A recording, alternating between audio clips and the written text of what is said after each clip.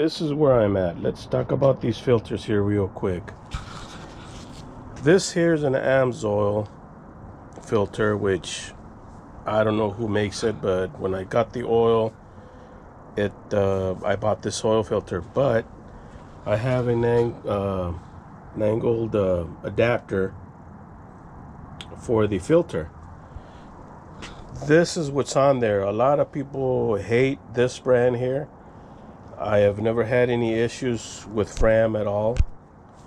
What was on there before was this. I just started using this a couple years ago. I thought I had an extra one, but I didn't.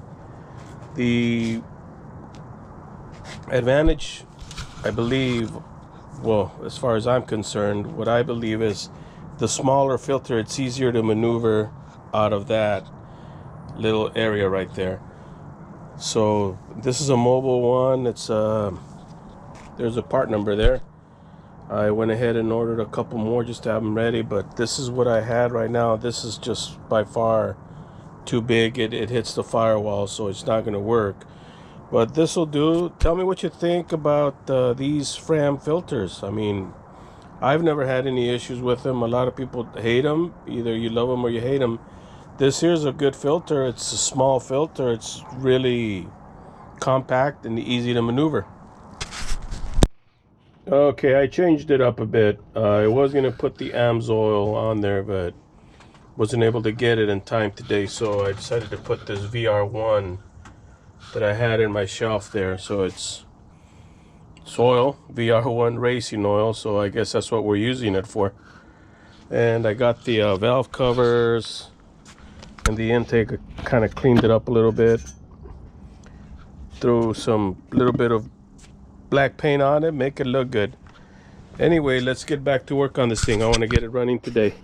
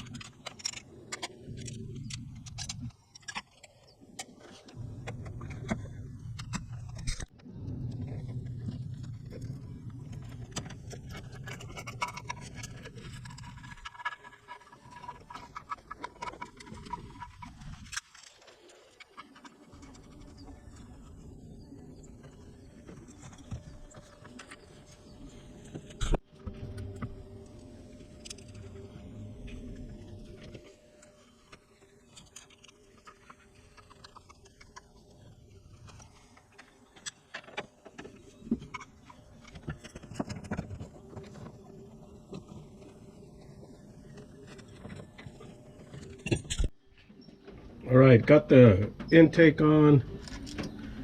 The hoses are on. The wiring is connected already.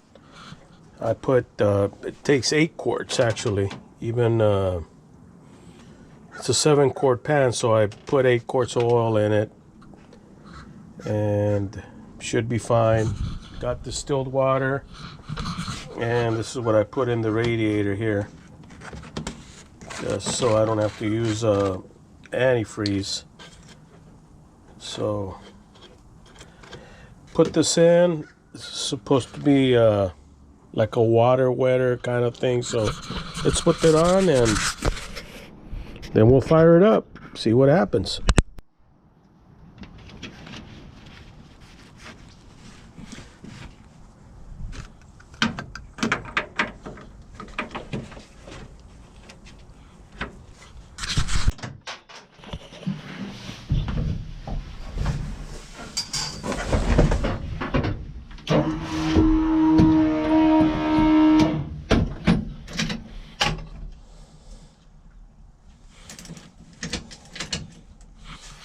Okay, here goes.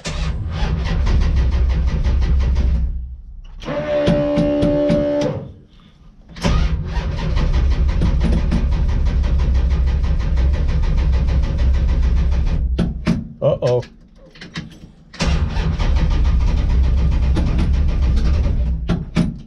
One more time.